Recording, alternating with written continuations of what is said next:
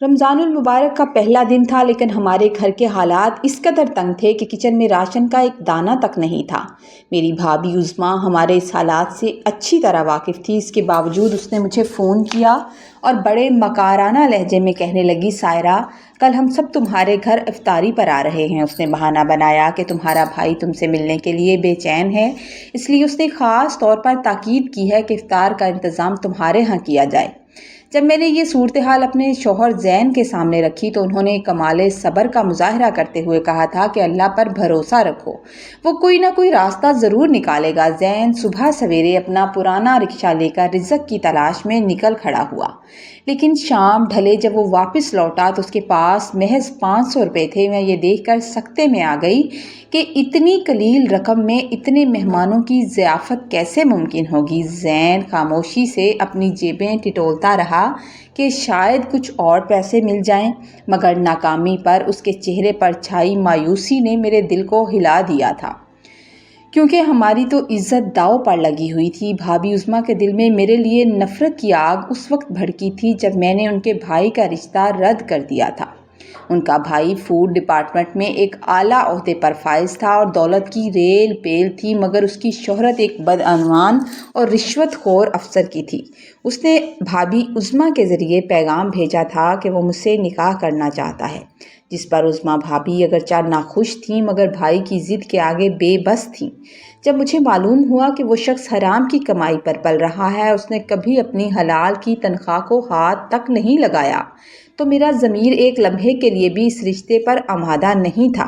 میں نے اپنے بھائی سے دو ٹوک کہہ دیا کہ میں کسی صورت ایک کرپٹ انسان کے ساتھ زندگی نہیں گزار سکتی۔ میری ماں نے ہمیشہ ہمیں حلال حرام کی تمیز سکھائی تھی۔ بھائی نے تو میری خوشی کا احترام کیا، لیکن بھابھی اس انکار پر آگ بگولا ہو گئیں اور انہوں نے مجھے بد دعا دی کہ تمہاری قسمت میں کوئی فقیر ہی لکھا ہے اور تم عمر بھر ہماری محتاج رہو گی، تم دیکھ لینا۔ وقت نے کروٹ بدلی اور میری شادی زین سے ہو گئی، جو اعلیٰ تعلیم یافتہ اور نیک سیرت ہونے کے باوجود بے روزگاری کا شکار تھا اور مجبوراً رکشہ چلا کر گزر بسر کر رہا تھا۔ ہم ایک انتہائی سادہ اور خستہ حال مکان میں رہ رہے تھے، جہاں کی ٹوٹی دیواریں دیکھ کر بھابھی اکثر طنز کے تیر چلاتی تھیں۔ وہ بار بار جتاتی کہ تم نے ایک محل کو ٹھکرا کر اس کھنڈر کو اپنا مقدر بنا لیا ہے، اب اس غریبی کا مزہ چکھو۔ میں ان کی زہریلی باتیں صبر سے سنتی، کیونکہ مجھے اپنے شوہر کی دیانت داری پر کامل یقین تھا۔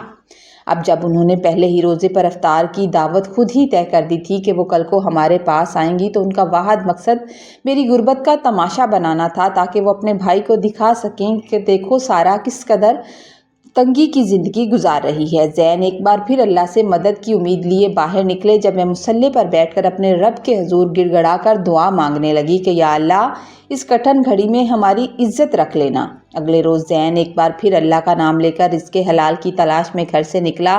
دوپہر کے وقت ایک بڑی ورکشاپ کے سامنے اس کی نظر ایک صاحب پر پڑی جو سوٹ پہنے ہوئے تھے اور ہاتھ میں ایک کالا بیگ تھا۔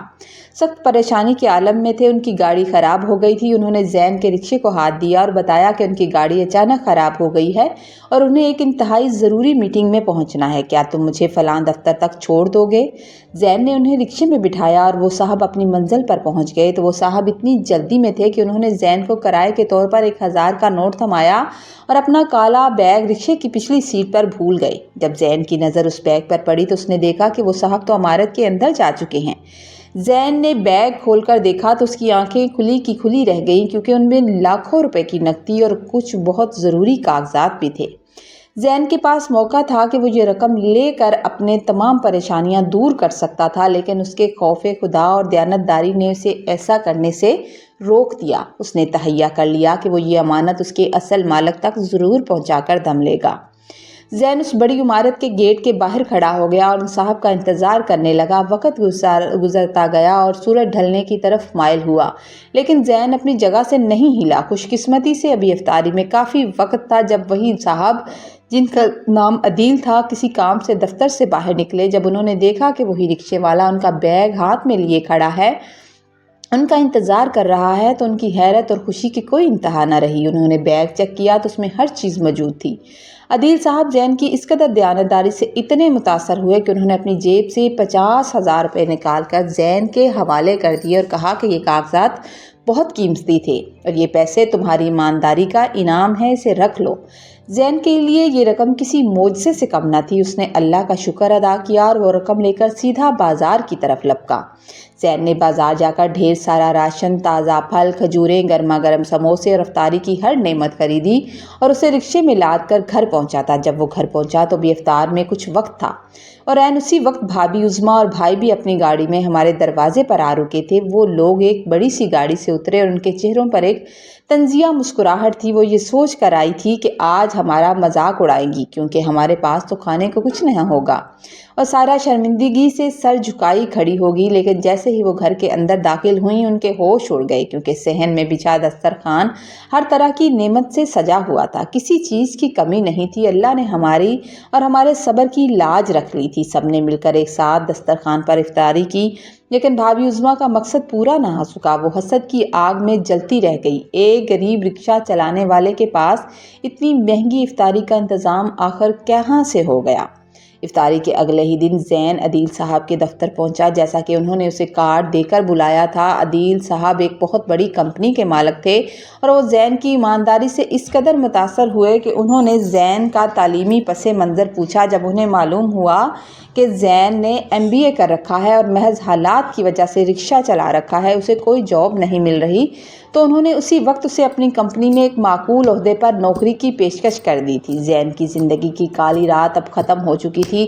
اسے نہ صرف ایک اچھی تنخواہ والی نوکری ملی بلکہ چند ماہ کی محنت اور دیانتداری کے بعد اسے مینیجر کے عہدے پر بھی ترقی دے دی گئی تھی۔ کمپنی کی طرف سے ہمیں ایک خوبصورت سا فلیٹ ملا، گاڑی بھی مل گئی اور اسی طرح ہمارا وہ کچا اور شکستہ گھر ایک پرسکون اور خوشحال زندگی میں بدل گیا۔ بھابھی عظمیٰ جو کبھی ہماری غریبی کا تماشا دیکھنا چاہتی تھی، اب ہمارے گھر کی خوشحالی دیکھ کر خاموش ہو گئی تھیں کہ ان کے پاس طنز کرنے کے علاوہ کوئی موقع باقی نہ رہا تھا۔ دوسری طرف قدرت کا انصاف اپنا کام کر رہا تھا۔ بھابھی کا وہ بھائی جس کی ناجائز دولت اور روب پر انہیں بڑا ناز تھا، وہ اپنی بدعنوانی اور کرپشن کی وجہ سے اینٹی کرپشن ڈپارٹمنٹ کے ہاتھوں پکڑا گیا تھا۔ اس کے گھر پر چھاپا پڑا، اس کی تمام جائیداد جو رشوت کے پیسوں سے بنائی گئی تھی ضبط کر لی گئی۔ اسے نہ صرف نوکری سے ذلت سے نکالا گیا بلکہ عدالت نے اسے 5 سال کی قید سنائی تھی۔ جس کی دولت سے وہ مغرور تھا وہی اس کی بربادی کا سبب بن گئی۔ اس کی بیوی بھی اسے مشکل حالات میں چھوڑ کر چلی گئی۔ بھابھی عظمیٰ جو دوسروں کو نیچا دکھانے کا کوئی موقع ہاتھ سے نہیں جانے دیتی تھی، اب اپنی بھائی کی ذلت اور بدنامی کی وجہ سے کسی کو منہ دکھانے کے قابل نہیں رہی تھی۔ آج ہم اپنی نئی اور پرسکون زندگی میں بہت خوش ہیں، لیکن ہم نے اپنے ماضی اور ان کٹن دنوں کو کبھی بھی فراموش نہیں کیا۔ ہم نے سیکھا ہے کہ صبر کا پھل ہمیشہ میٹھا ہوتا ہے اور اللہ تعالیٰ ایماندار لوگوں کو کبھی اکیلا نہیں چھوڑتا۔ زین اب بھی اپنی کامیابی کا سہرا اپنی ایمانداری اور اللہ پر بھروسے کو دیتے ہیں۔ ہم نے اپنے گھر کے دروازے ضرورت مندوں کے لیے ہمیشہ کھلے رکھے ہیں تاکہ کسی اور کو اس طرح بے بسی کا سامنا نہ کرنا پڑے جس سے ہم گزرے ہیں۔ یہ کہانی ہمیں یاد دلاتی ہے کہ عزت اور ذلت صرف اللہ کے ہاتھ میں ہے۔ جو دوسروں کو گرانے کی کوشش کرتے ہیں وہ خود عبرت کا نشان بن جاتے ہیں، اور جو سچائی کا راستہ اپناتے ہیں اللہ انہیں دنیا اور آخرت دونوں میں سرفراز کرتا ہے۔